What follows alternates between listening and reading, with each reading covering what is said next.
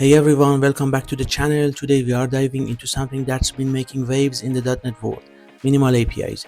If you are tired of dealing with bulky controllers and all that extra setup that comes with traditional REST APIs, then stick around because minimal APIs might just be your new best friend. So what exactly are minimal APIs? Think of them as the light, quick, and no-nonsense version of building APIs in .NET. You know how when you are setting up a REST API, you end up with a bunch of files, controllers, models, views, routing files. It can get a bit much. Minimal APIs strip all that down. It's like .NET on a diet.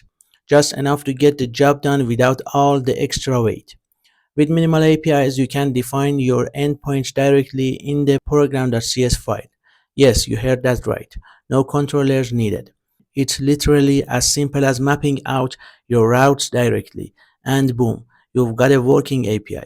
This approach is perfect when you need to get up and running quickly, especially for microservices, prototyping, or even small backend services where you don't need the full MVC structure.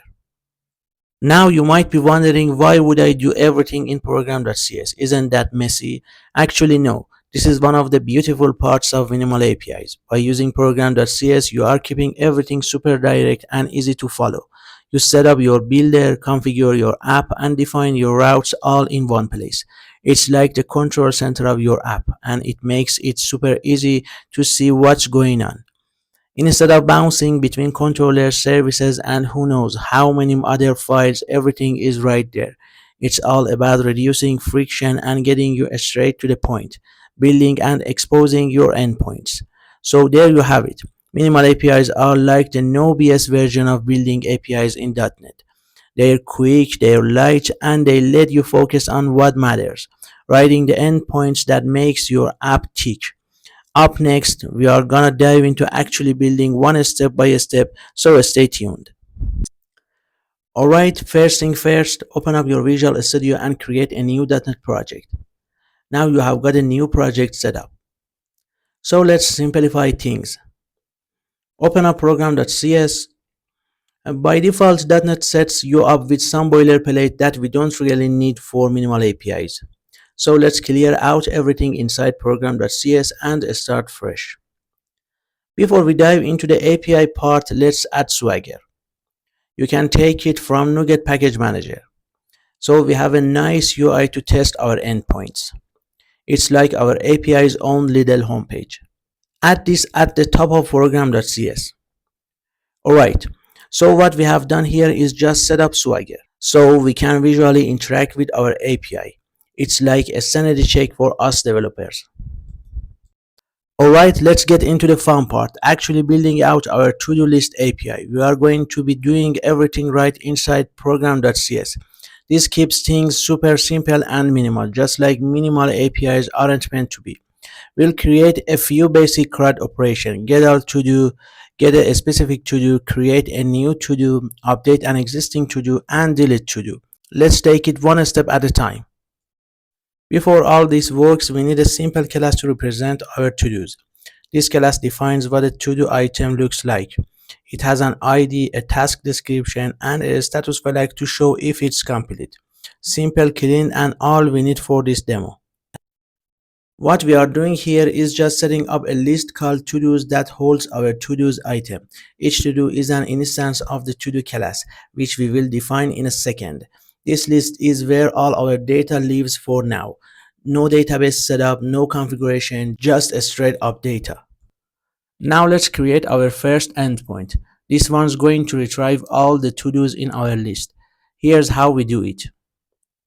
This line maps a GET request to the to-dos endpoint. When someone hits this endpoint, it returns all the to-dos wrapped in an HTTP 200 OK response. This gives the endpoint a friendly name, which helps with things like generation good Swagger documentation. Tags are super useful in Swagger. They help group endpoints together so it's easy to find what you are looking for. Next, let's set up an endpoint to fetch a specific to-do by its ID. Here's what that looks like. This line means we are expecting an integer ID to be passed in the URL. This is how you grab specific items based on an identifier. Here we are just searching our list to see if there is a to-do with the given ID. This line is a simple check. If the to-do exists, it returns it with an OK status. If not, you get a 404 not found response. Nice and user-friendly. Let's add some functionality to create new to-dos. We are handling post requests here. When you want to create something new in REST APIs, you typically use post. This line is doing quick check to see if there are any to-dos in the list. If there are, it finds the highest ID and adds one to it. If not, it starts at 1. Returns a 201 created response, which is a standard for successful post requests, and includes the location of the new resource. Now let's create the endpoint to update existing to-dos. Again, we are using the ID parameter to specify which to-do we want to update. Searches for the to-do in the list. If it doesn't find it, it returns a 404 not found. Updates the task and completion status based on the data sent in the request. Returns a 204 no content, which is a typical response for successful updates without a need to return the updated resource. Finally, let's set up an endpoint to delete a to-do. Handles delete requests for removing items. Checks if the item exists. If not, returns a 404 not found. Removes the to-do from the list if found. 204 no content response is returned if the deletion is successful.